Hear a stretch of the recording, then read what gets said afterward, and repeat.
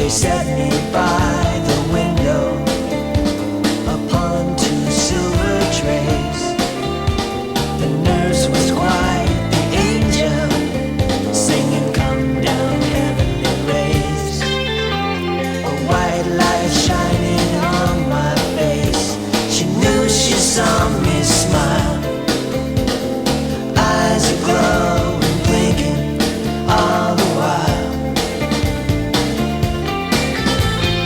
Faces each were plain to see. She thought of Cherry's jubilee, and then remembered it was me. Doctor in complete control said, worry not, I'll stitch you whole. Now the sun will warm me, son, it was a dream.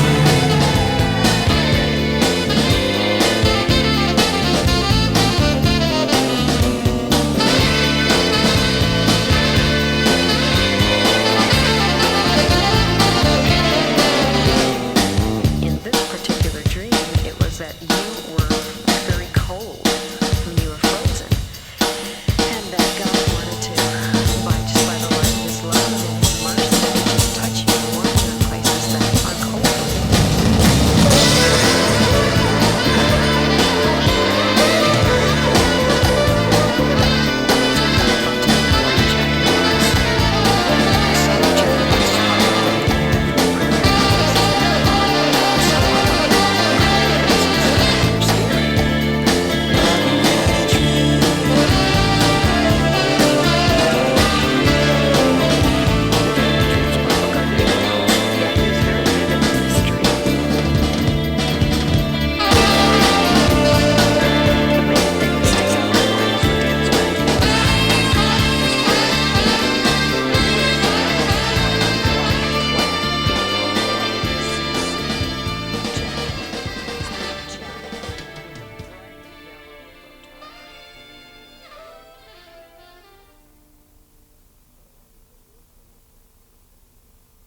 It's kind of obvious that if a woodchuck could chuck wood, he would chuck only as much wood as he needed. In fact, his creative writing teacher actually questioned some of his writings, whether he had really written them.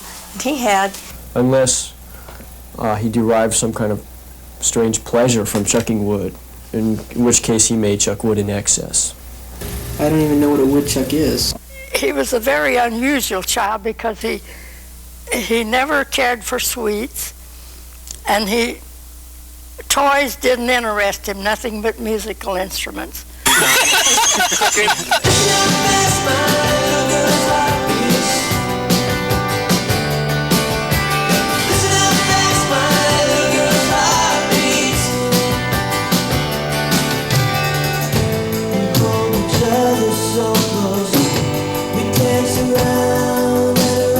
I think we enjoyed writing the songs for this album more than any other. Gary and I have developed a lot more confidence in each other's ability, and there's not as much push and shove. And so, I don't know, it just came a lot easier. We don't really have a formula for writing songs. We do it a lot of different ways. We haven't really established, any certain way that we write. It just comes from all different things. Sometimes he'll say a lyric and I'll go home and try and figure out something to it, to a chorus or something. And other times I'll give him a couple chords and he'll come back and say, well, why don't you put this chord here, or we need a different change for this or something. So it just depends. It's becoming more and more comfortable though. Seems like whatever way we do things now, it just seems to flow a little better.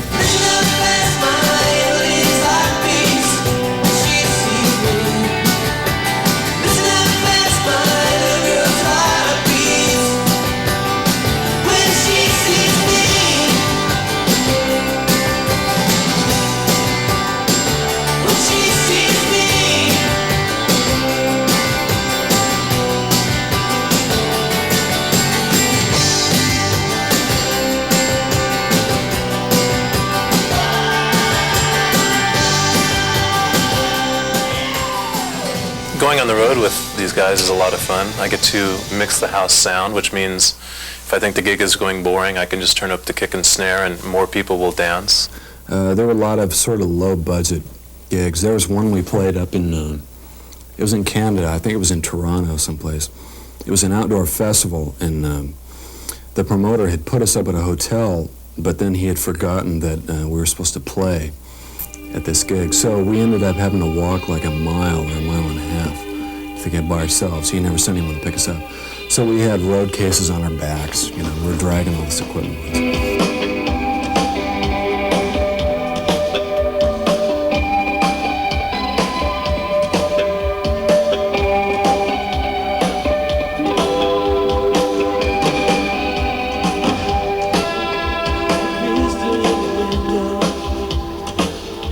When I first found out about the choir, there was a virtual explosion of new music bands happening around the country. And right here in Southern California, there must have been 100 bands just between LA and Orange County. And the choir was the one band that really stood out.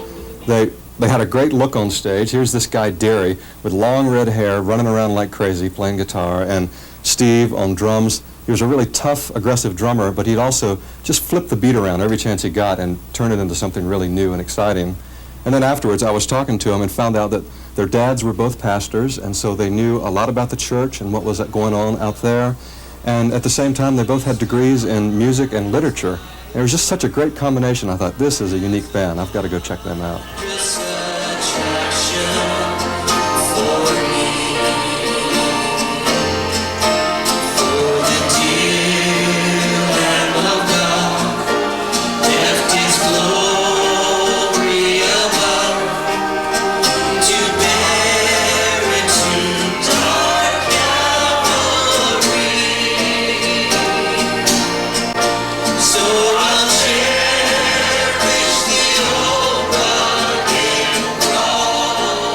Every time he went to the toy store, he looked for some kind of a musical instrument, and music has been Derry's life, and still is.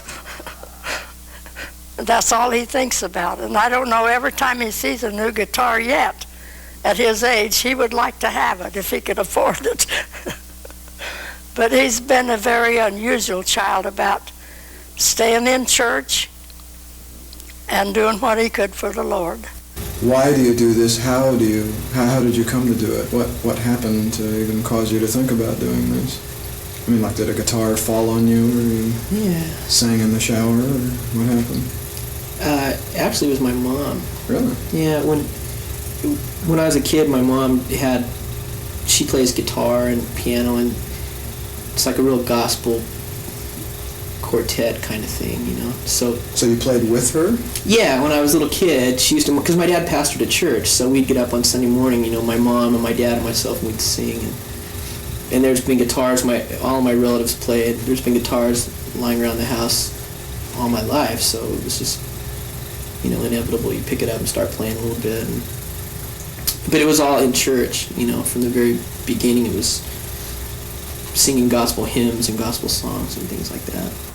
I wound up going every year, most every year, he got a guitar for Christmas.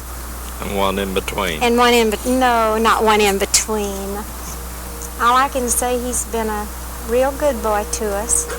He's never argued with me, not in his whole life. Never. He's never said anything hateful to me, and I'm sure there was many, many times he disagreed. And I suppose the main problem I had when all of this started in the change of clothing and hair. It's pretty hard for Mom to take, but, you know, at least he wasn't out somewhere else doing other things. I always figured if he chose to go into music, he'd have a hard thing to deal with. About like the ministry, you'd never have too much material things, but you could have a lot of satisfaction. So I was pleased with him going into music.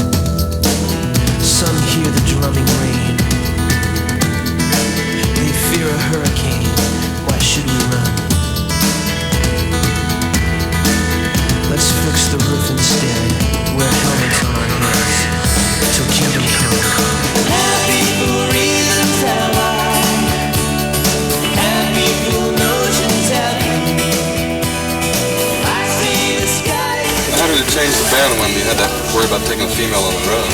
I liked it because, you know, we get our laundry done. Cooking. She cooks for us. A little foot massaging.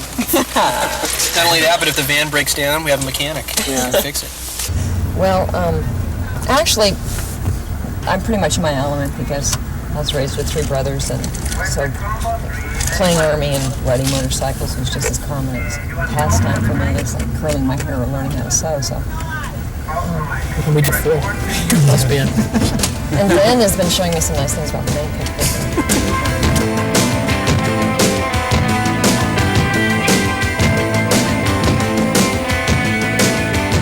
This is where I live. Welcome to my home. I'm a fashion jewelry designer, but this is what I really love to do. Bass. I started playing this in high school, and I haven't put it down since. It's a funky thing, but I love it. But it doesn't make me any money. So let me tell you about the stuff that does. Over here, fashion jewelry. Well, let's see. I do all kinds. I do colorful stuff, paint and fabric, and rhinestones. I do shattered glass and rhinestones, black shattered glass. You pick, pierced, clip. Sold at better boutiques or Bullock's department stores. Bullock's department stores. Bullock's department stores.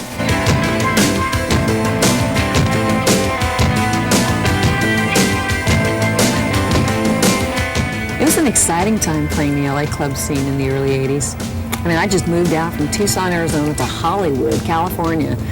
And I joined a band called the Toasters, and we played all over. We did the Starwood, the Troubadour, the Whiskey, the Roxy, and every little dive in between, too. It was great fun. Until it wasn't fun anymore. I got burned out big time. So I took 3 years off. I think the first year I just put my bass up into a closet and didn't even play it, but it was during this time where I really learned how to wait on the Lord. And as uncomfortable and as grueling as this waiting period was, I can see why the Bible says for us to do it. I said, Lord, this time, if you even want me to do music, then I want to do it right. I said that I want to do music that glorifies something other than sex and unhealthy relationships and drugs and rock and roll. This time I want to do music that talks about life's realities, but yet offers this perspective of your love and your involvement. So I heard the choir was looking for a bass player, and here I am. Hi, welcome to my rock mansion in Pomona. Come on in. If I'm going to show you around my house, we can start with the coffee table. I have my Websters, some Chucks, my picture of Lucy. Whenever I travel with the choir, I like to collect snow bubble souvenirs.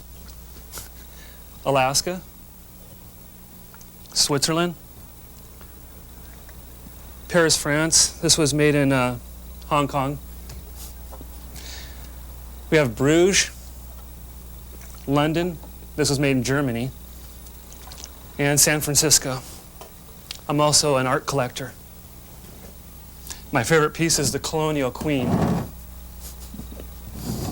And I'm an animal lover, too. It's my pet parakeet, Peppy. He doesn't like me. He's kind of mean.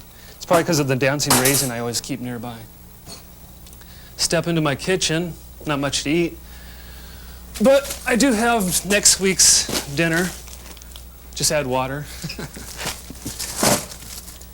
Wash machine. This is my dining room table.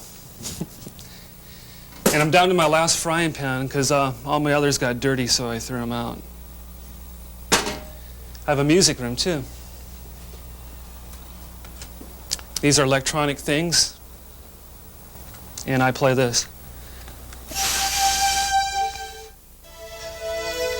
Hey, Dan. It's my next door neighbor, Gene Eugene. Come on in. Man, your house is clean. Yeah. I need to borrow some mousse. Some mousse? What is this? Is this actually on right now? Yeah, you're in a video. What, the choir video? Yep, we're doing it right now. That's interesting. What are they doing at the house here? Well, they just want to get an idea of how I live, what my place is kind of like. Oh, really? Yeah, I see it. You know, Dan, if everyone in America is going to be watching this video, I don't think you want them to judge you actually by your house. I'm sure you're right. How about if I ask you some questions about yourself? Would that be okay? Yep. I'll act like an interviewer, and I'll actually ask you some questions. Yeah, and that draw sounds some good. stuff out of you. Okay, great. Good. So Dan, you're a single man, right? Dan Michaels? Yep. Any girlfriends? No girlfriends, I'm single, but I'd like to get married. See, Dan's interested in a wife. That's a good thing. You guys can cut that out, can't you? Okay. Dan, about music now, is there any thing you want to talk about music? You played a lot of other bands, right? Played in a ton of bands. Like to be hired for even more. Right, he plays on a lot of records. He plays with Adam again, our band, actually, when we have gigs, several times a year. And the choir is your main band. You've been in the choir how long now? About 5 years. 5 years. Yeah. The best 5 years of my life. Right. Well, how's it been, though, seriously? What do you like about I like it a lot. It's meant like everything to me. Traveling and meeting people, the guys in the band, it's been great. Yeah, it's awesome. What about records now? The new record's done, right? Yeah, it's done, and that I'm very proud of. They got a lot of good things on tape, and I'm glad it's over. I'm looking forward to the next one. Yeah, it's an awesome record. I've heard it. Car Etc. is my favorite. Yeah, it's a great song.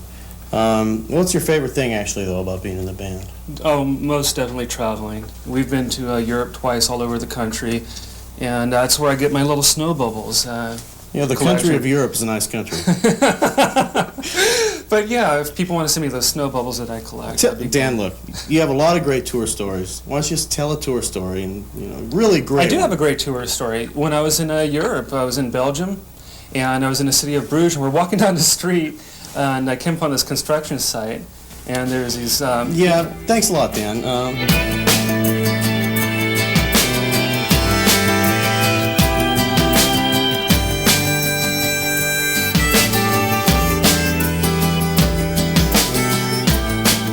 One thing I really like about this band, and one of the reasons I work so hard for them to do what I do, is that I really think this band never takes the easy way out. If there's a challenge, we meet it, and everyone puts in a lot of hard work. I see this band having a lot of longevity. We've been on a steady incline for about 5 years now, and I just see us going up. Turns around, never mind the ground. Wide-eyed wonder girls staring into the sky, wondering why. It's a good, great world. Steve is a very intense person. I never really found that out until he started recording records. That can be very difficult because everything falls to the wayside when there's an album being done. It's also really exciting, I'm really excited to see how he's really grown and kind of seeing some of his dreams come true. Our baby is our most important thing in our life right now. She's changed our lives completely, just completely. I didn't know how much she would change a life like that. Set my guitar on fire with a monster match. Dance while it burns and laugh when it turns to ash. I would torch everything to keep you warm. I would do anything to keep you from harm. I would do anything to cover you body and soul, girl. I would give everything in the world to cover you, to cover you. Walk down a dark street naked on a winter night. He's a very questioning young man, constantly. In fact, my mom, when he was real little, about 5, said to me, if you would not answer all his questions, maybe he wouldn't ask so many. He asked a lot of questions about God, about life, about people. And it's come out in his writing because he really has always been a questioning person. Steve was always, in a way, I would say one of my best friends. He still is one of my best friends. I remember just yesterday he dropped by and we had dinner together. Then we sat in our den and listened to the record of the concert on Bangladesh. It was the first time I had ever heard it, and listening to was it Ringo Starr and or the other George Hamilton, Eric Clapton was on there, and it was just very interesting that I just really enjoy time being with Steve. To defend your spirit, I would go to war. I would chase the devil to Jehovah's door. I would do anything. Because the choir is really thinking about issues, getting introspective, and really being honest. I think Derry and Steve have really turned into good songwriters over the years since 5 albums ago. A lot of our songs are pretty serious. I think it's because we think life is serious, and we're accountable for it before God. You know, not our ideals or what we, the stands we take. We're accountable for our hearts, our attitudes, and so if our music causes people to stop and think about important things, then I would be really pleased. I think that the Holy Spirit wants to work in individuals' lives to change them. But I don't think that can happen unless an individual stops and considers important things, spiritual things. Where do you see this winding up? What do you hope to have happen with this band in your career? Well, I hope we can make records for as long as possible. I mean, we love playing music, and I mean, music. Seriously, music is really important to me. It's and it's a good thing to be able to make records. Not too many people can do that when you think about it. Here we have the opportunity to be able to go in and record our songs, and we can put them out, and other people will listen to them, and that's something that that's a good opportunity, and something that not too many people get to do, and I just enjoy doing it. So as long as those opportunities are available, I think we'll continue to do it. So your final goal is not fame and fortune and riches and a cult following in your own church eventually? No, I would like to hear my song on a regular radio station every once in a while. Yeah. That would be nice. It sounds like that could happen. Hopefully. What was that thing you said about music again, Harold? Remember that one time? About what? About music? You said music is... Oh, music is my life. I know. I would do anything to cover you body and soul, girl. I would give everything in the world to cover you, to cover you, to cover you.